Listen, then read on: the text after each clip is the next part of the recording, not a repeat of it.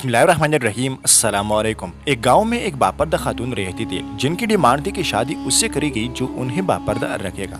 एक नौजवान इस शर्त पर निकाह के लिए रजामंद हो जाता है। दोनों की शादी हो जाती है और वक्त गुजरता रहता है, यहाँ तक कि एक बेटा हो जाता है। एक दिन शोर कहता है कि मैं सारा दिन खेतों में काम करता हूँ, खाने के लिए मुझे घर आना पड़ता है जिससे वक्त का ज़या होता है। तुम मुझे खाना खेतों में पहुंचा दिया करो। बीवी राजी हो जाती है और वक्त गुजरते गुजरते एक और बेटा हो जाता है जिस पर शौहर कहता है कि आप गुजारा मुश्किल है, तुम्हें मेरे साथ खेतों में हाथ बैठाना पड़ेगा।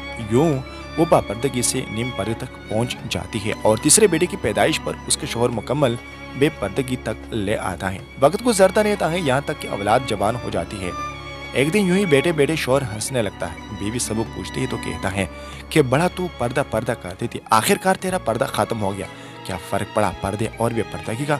जिंदगी तो अभी वैसे ही गुजर रही है। वो बोलती है कि तुम साथ वाले कमरे में चुप जाओ, मैं तुम्हें पर्दे और बेपर्दे का फर्क समझाती हूँ। शौहर कमरे में चुप जाता है और औरत अपने बाल बकेर रोना पीटना शुरू कर देती है। पहले बड़ा बेटा आता है और रोने का सबब पूछता है। कहती है तेरे बाप ने मारा है।